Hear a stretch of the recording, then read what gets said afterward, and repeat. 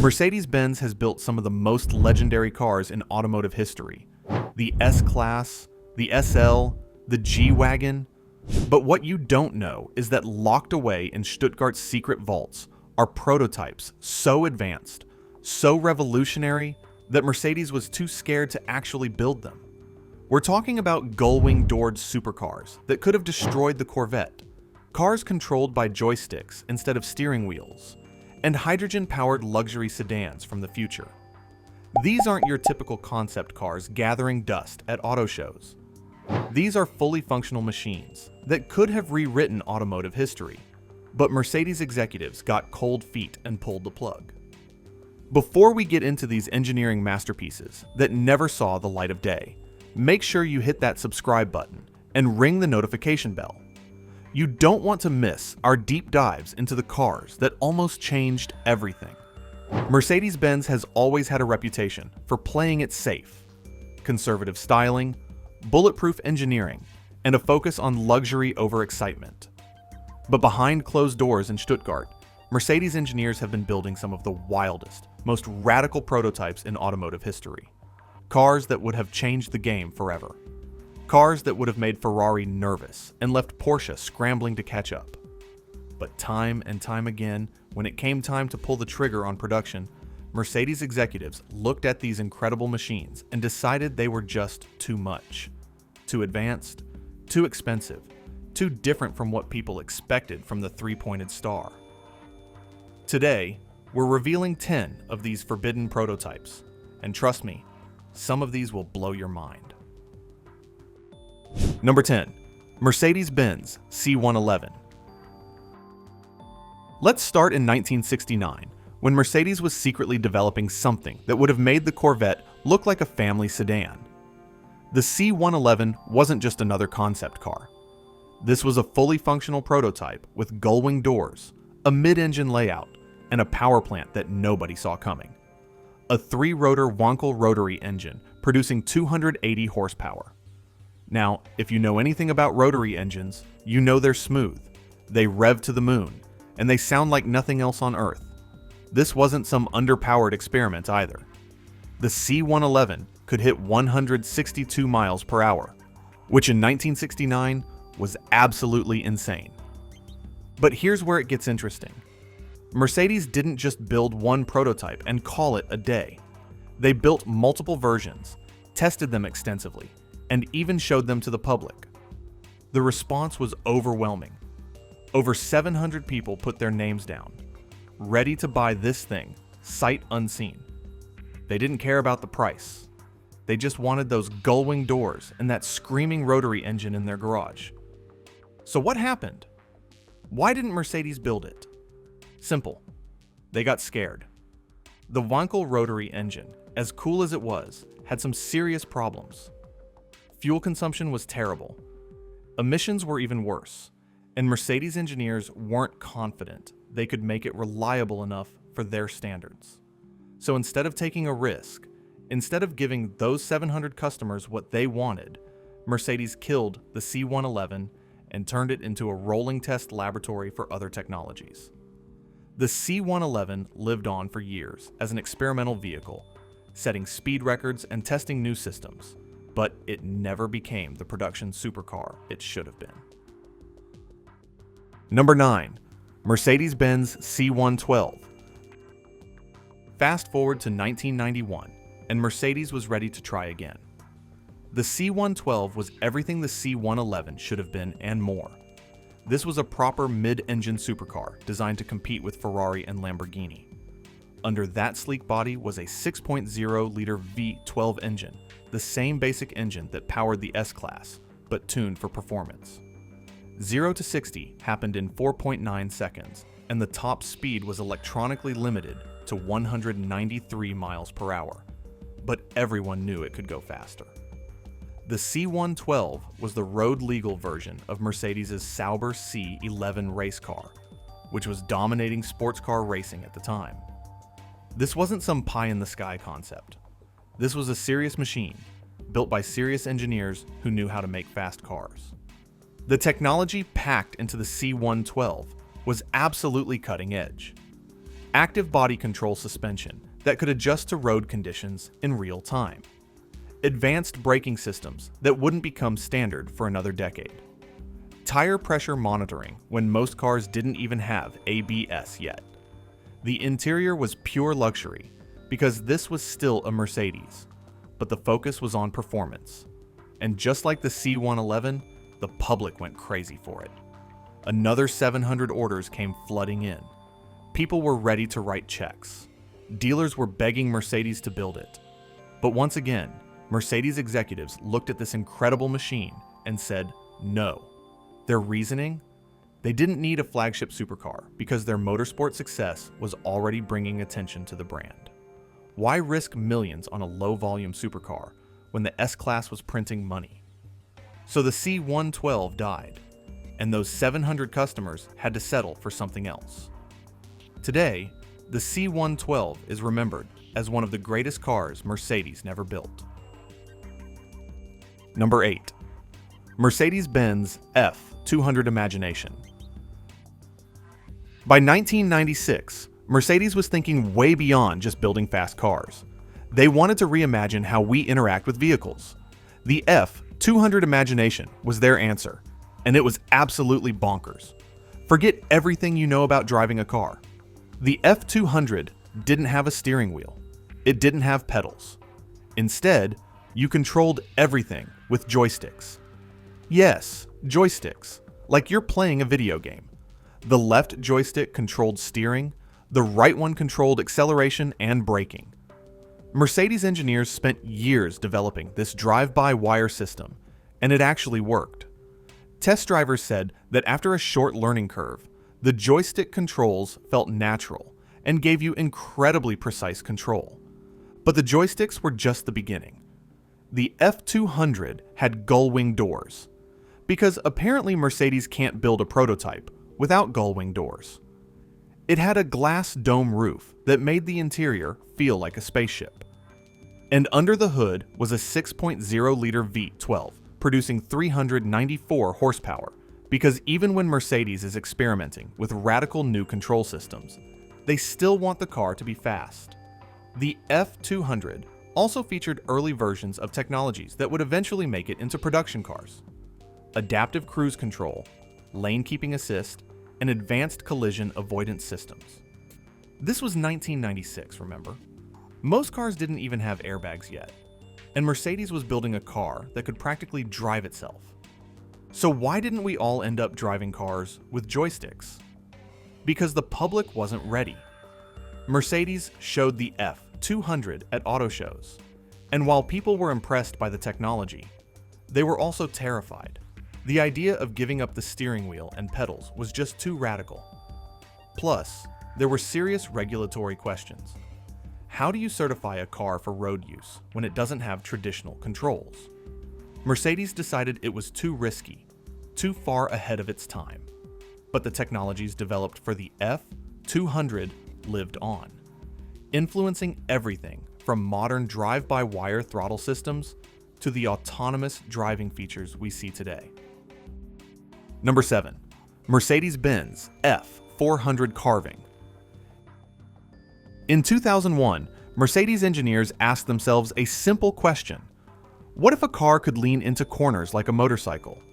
The result was the F400 carving, and it was one of the most radical handling experiments ever attempted. The F400 featured an active camber control system that could tilt the outer wheels up to 20 degrees during cornering. Think about that. As you turn the steering wheel, the outside wheels actually lean into the turn, just like a motorcycle. The result was absolutely insane. The F400 could pull 1.28 Gs of lateral acceleration, which was 30% more than any comparable car at the time.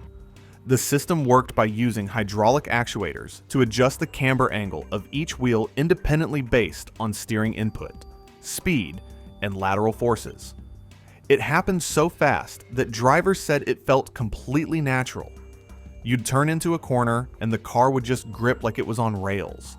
There was no body roll, no understeer, just pure, precise cornering that felt like nothing else on the road.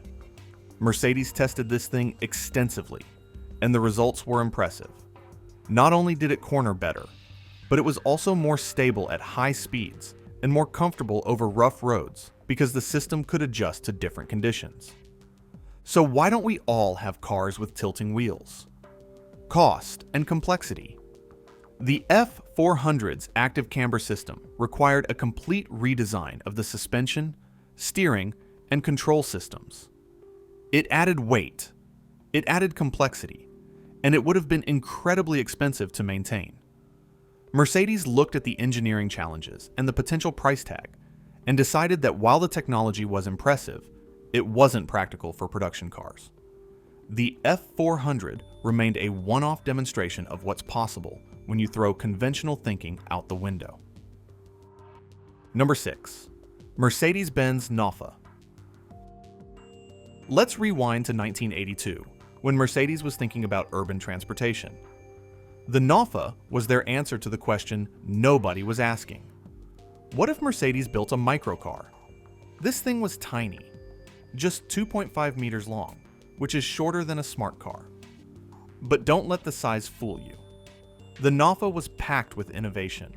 It featured four-wheel steering, which gave it a turning circle of just 5.7 meters. You could literally turn this thing around in a space where most cars couldn't even park. The Nafa was designed for crowded European cities, where parking was a nightmare, and fuel was expensive. It was supposed to be practical, efficient, and still carry the Mercedes badge.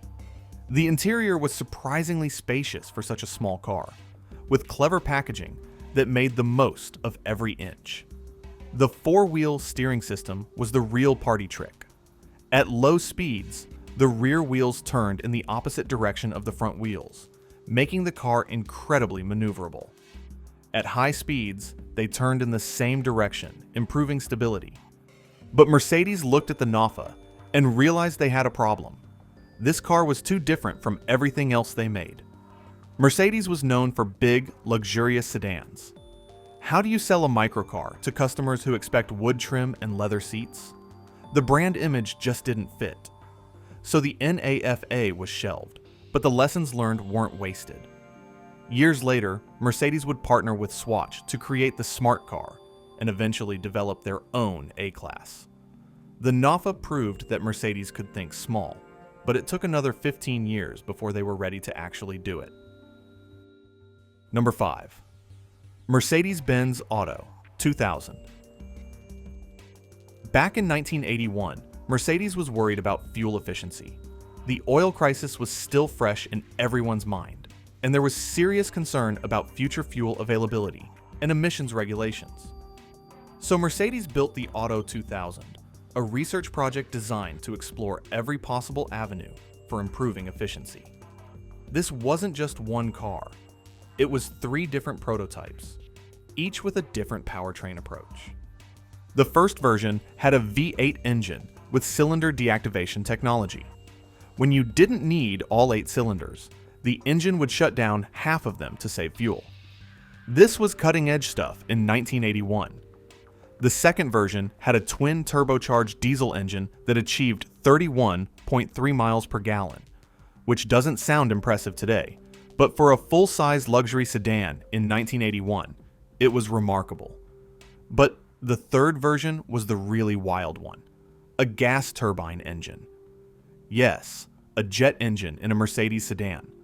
The turbine engine was smooth, powerful, and could run on multiple types of fuel.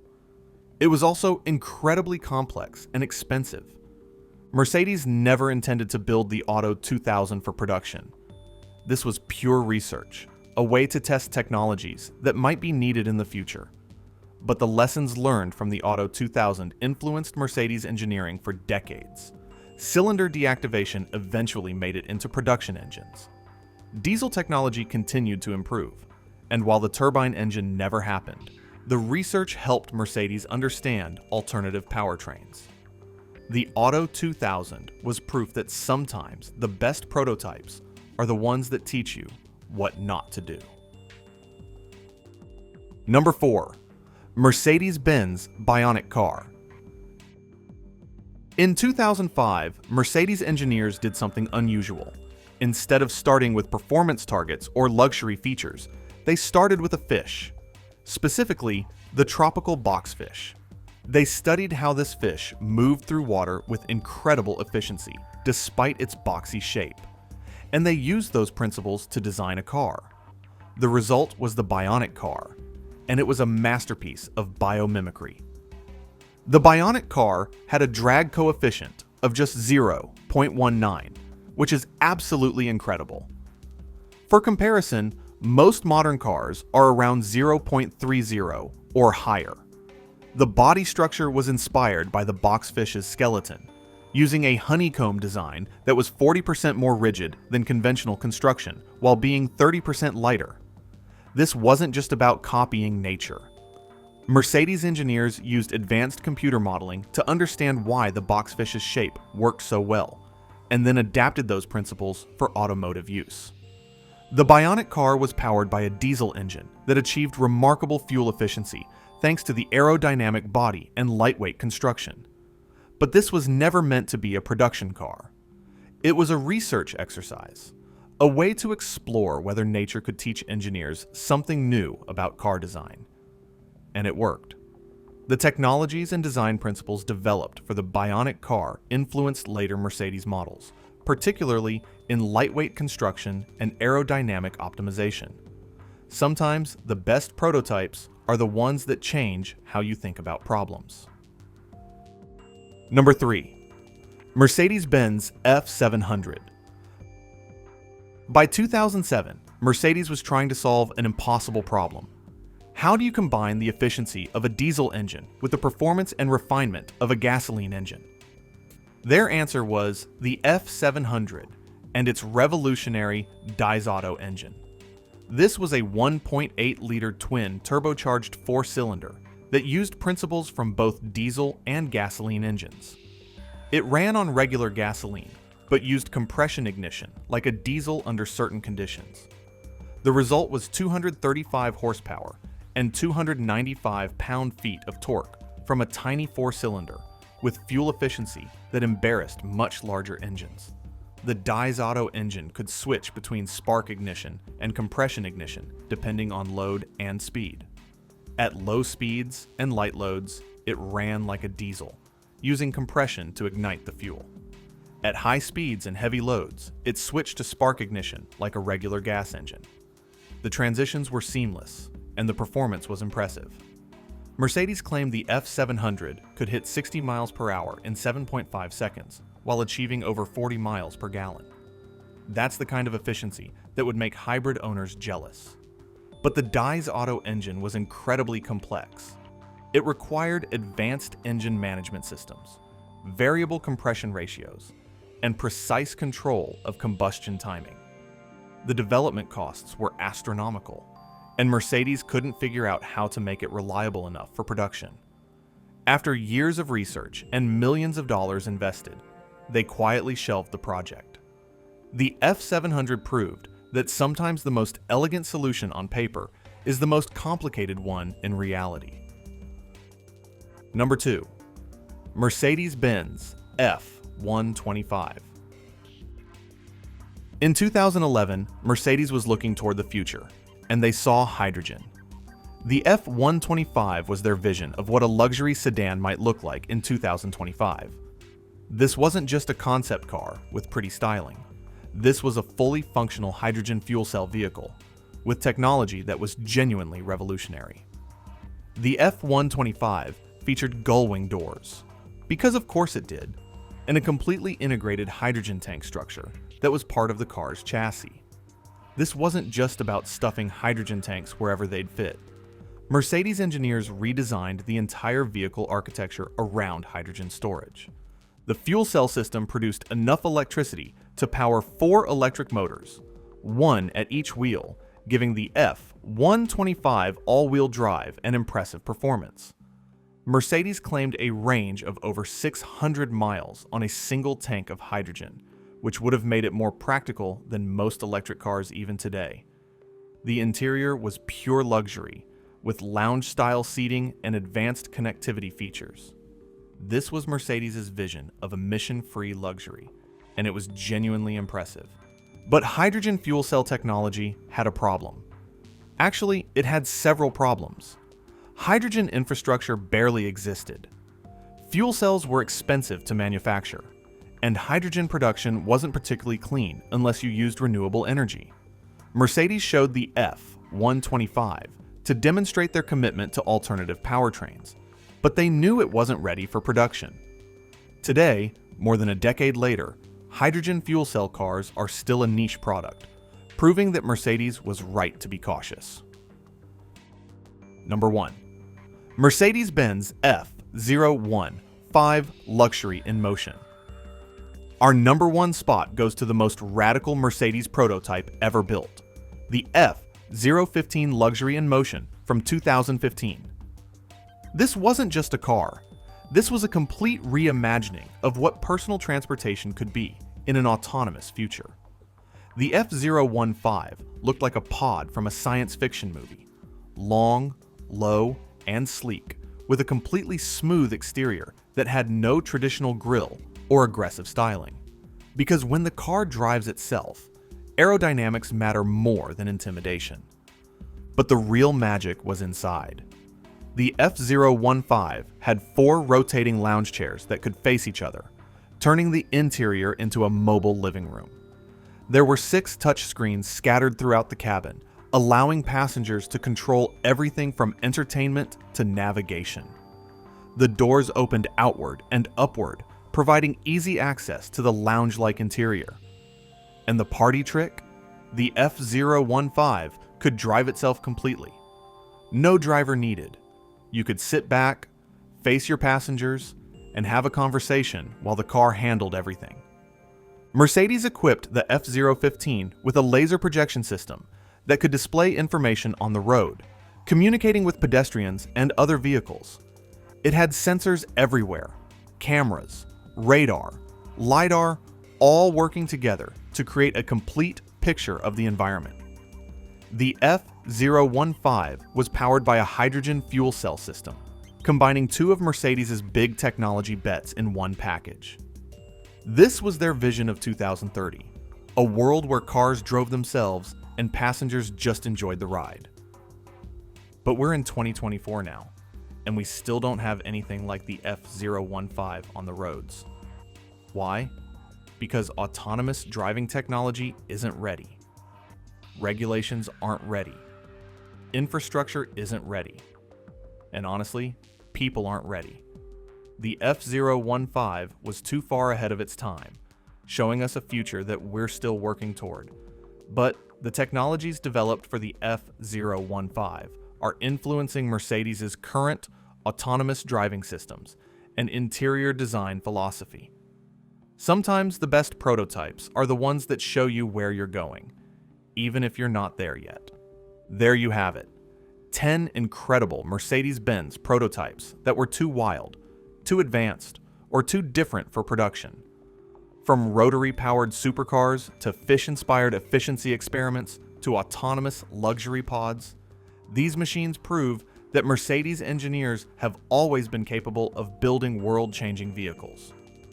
What they haven't always had is the corporate courage to actually build them. Each one of these prototypes represents a moment when Mercedes stood at a crossroads and chose the safe path instead of the revolutionary one.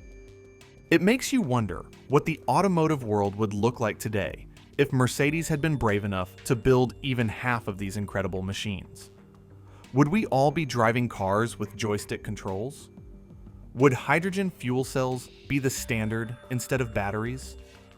Would the C112 be remembered alongside the Ferrari F40 as one of the greatest supercars of all time? We'll never know, because these prototypes remain locked in Stuttgart's archives, reminders of what could have been. So which one of these forbidden Mercedes prototypes would you most want to see in your driveway? The Gullwing C111 with its screaming rotary engine? The joystick-controlled F200? Or maybe the autonomous F015 that could drive you to work while you catch up on emails? Drop your pick in the comments below. And if you enjoyed this deep dive into the cars that almost changed everything, Make sure you hit that subscribe button and turn on notifications. We've got plenty more videos coming your way about the greatest cars that never made it past the prototype stage. Thanks for watching, and until next time, keep dreaming about what could have been.